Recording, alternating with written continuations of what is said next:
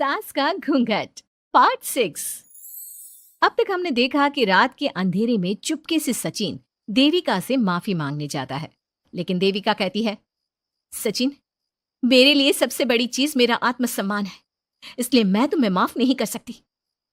अब तुम यहां से जा सकते हो। देविका, एक बार मुझे मेरे बच्चे से तो मिलने दो।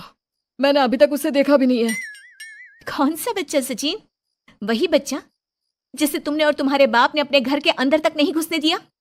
आज अचानक बच्चे की याद कैसे आ गई? देखो सचिन, चले जाओ यहां से। मेरे बच्चे के सामने और मेरे सामने फिर कभी मत आना। सचिन जब घर जाता है तो घर के सभी आदमी उसे डांटने लगते हैं। इतनी रात को कहाँ गया था सचिन? देविका से माफी मांगने। तुझे शर्म नहीं आई अपनी बीवी से माफी मांगते हुए? घर की इज्जत का कुछ ख्याल है कि नहीं? लेकिन चाचा जी, आखिर अपनी ही पत्नी से माफी मांगने में कैसी शर्म? लो जी लो, नवाबजादे पूछ रहे हैं कि कैसी शर्म।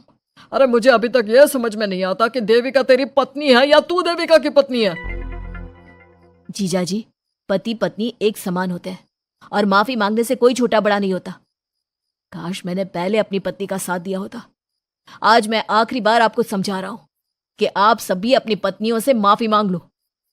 देविका ने तो मुझे माफ नहीं किया, शायद माँ, चाची, भाभी और दीदी ही आप सबको माफ कर दे।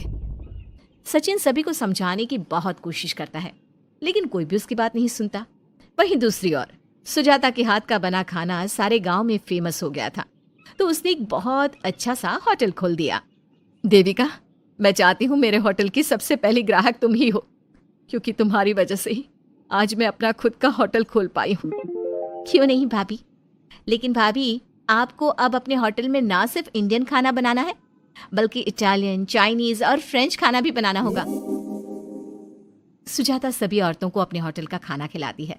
खाना खाने के बाद कम्मो कहती है, अरे बहू, इतना अच्छा खाना तो मैं भी नहीं बना सकती। तू तो वो हो गई, क्या कहते हैं उसे? मास्टर शेफ चाची जी। हाँ, मास्टर शेफ। बहू, अब तेरा होटल चलेगा नहीं बल्कि दौड़ेगा। हाँ बहू, तूने सच में खाना बहुत स्वादिष्ट बनाया है। अब बीना बेटी, तुझे क्या करना है? अपना बुटीक कब खोलेगी? माँ, कल ही कर देती हूँ। दुकान और सिलाई मशीनों का सारा काम हो गया है और वर्कर भी आ जाएंगे। तो ठीक है, फिर अच्छे काम के लिए देर नहीं करनी चाहिए। देविका, मैं चाहती हूँ कि मेरी दुकान का इनॉग्रेशन तुम करो। आखिर तुम्हारी वजह से तो मेरा बुटीक खुल रहा है। अगले दिन बीना भी अपना बुटीक खोल लेती है। उसका बुटीक भी चलने लगता है। माँ, आजकल ना कस्टमर ज्यादा हो गए हैं। बुटीक में जो वर्कर है वो वर्कर कम पड़ रहे हैं। मुझे और वर्कर की जरूरत है। बेटी, गांव में तो तुझे कोई मिलने से रहा। अच्छे वर्कर तो शहर से ही मिलेंगे। हमें भी कुछ लोगों की जरूरत है जो हमारे बर्तन शहर ले जाकर बेच सके। देविका बहू, अब तू ही कुछ कर। ठीक है माँ जी, मैं अपने पापा से बात करती हूँ। वो अखबार में इश्तेहार दे देंगे तो कई वर्कर आ जाएंगे। कम्मो और विमला के बनाए बर्तन भी दूर दूर तक बिकने लगे। सभी औरतें देखते ही देखते बहुत फेमस हो गई। अब देविका ने गांव में अपना स्कूल भी खोल लिया। सभी गांव की लड़कियां स्कूल जाने लगी। एक दिन देविका ने सभी से कहा, माँ जी, मैंने स्कूल तो खोल लिया है और गांव की लगभग सारी लड़कियां भी आ रही हैं, लेकिन कल से आप सब भी आएंगी, गांव की सभी औरतों के साथ। देविका बहू, कैसी बात कर रही है तू? इस उम्र में हम स्कूल जाते हुए अच्छे लगेंगे क्या? माँ जी, पढ़ने की कोई उम्र नहीं होती और आप सबको मैंने कितना कुछ तो सिखा दिया है। अगर आप सब स्कूल पढ़ने आएंगी तो इससे गांव की सभी औरतों को हिम्मत मिलेगी। लेकिन बहू, अब हमें पढ़ने की क्या जरूरत? अब तो हम बूढ़े हो गए हैं। चाची जी, जरूरत है पढ़ने की, और पढ़ने की कोई उम्र नहीं होती। अब देविका लड़कियों को पढ़ाने के साथ साथ गांव की औरतों की शिक्षा पर भी ध्यान देने लगी।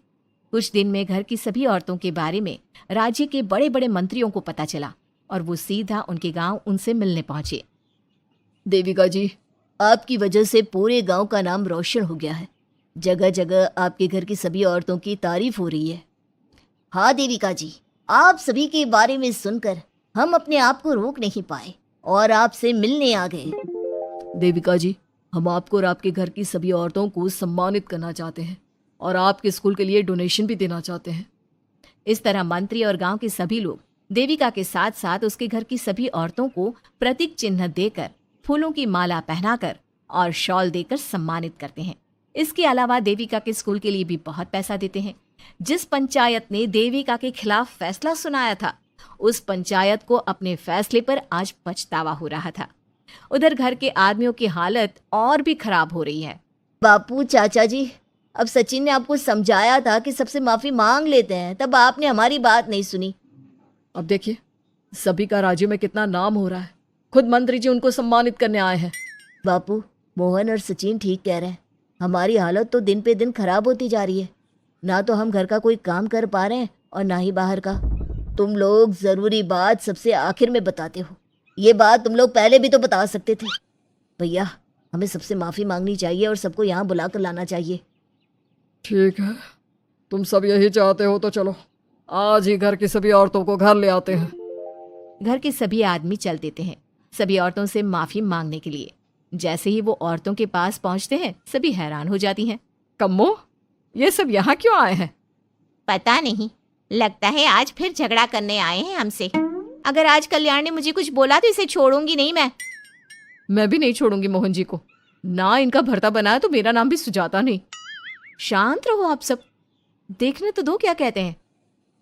सभी आदमी अपनी अपनी पत्नियों से माफी मांगते हुए कहते हैं, कम्मो, मुझे माफ कर दो, मैं तुम्हें घर ले जाने आया हूँ। तुम्हारे बिना घर बहुत सुना लगता है विमला, घर चलो। सुजाता, मैंने जो भी तुम्हारे साथ किया उसके लिए मैं बहुत शर्मिंदा हूँ। मुझे तुम्हारी और तुम्हारे हाथ के बने खाने की बहुत याद आती है। तुम मेरे साथ घर चलोगी ना? वीना, वो घर मेरा नहीं तुम्हारा है और मैं नहीं चाहता कि तुम मेरी वजह से अपना घर छोड़ दो। इसलिए अपने घर चलो और हम सबको माफ कर दो। अपने पतियों की इस तरह माफी मांगने से सभी औरतें अपने पतियों को माफ करके उनके साथ जाने को तैयार हो जाती हैं। लेकिन देविका घर आने से मना कर देती है। सभी औरतें उसे समझाती है, देविका बहू, अब घर जाने में क्या दिक्कत है? मांग तो ली सबने माफी। देख तो सचिन भी कितना शर्मिंदा है।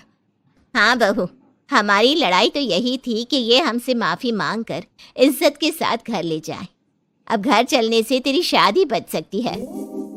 चाची जी, मैं पहले भी बता चुकी हूँ, अब दोबारा से फिर कह रही हूँ, मेरे लिए शादी से बड़ा है आत्मसम्मान।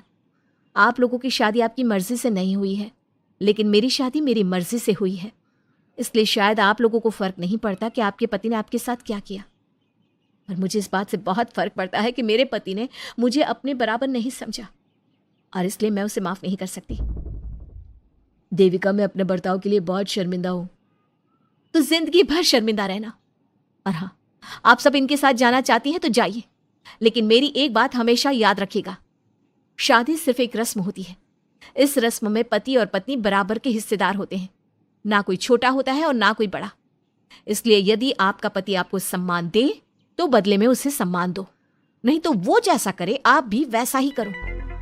देविका सचिन के साथ नहीं जाती है और अपने बेटे के साथ वहीं रहने का फैसला करती है। अब वो न सिर्फ अपने गांव बल्कि हर जगह जाकर महिला शिक्षा और उनके अधिकारों का प्रचार करती है।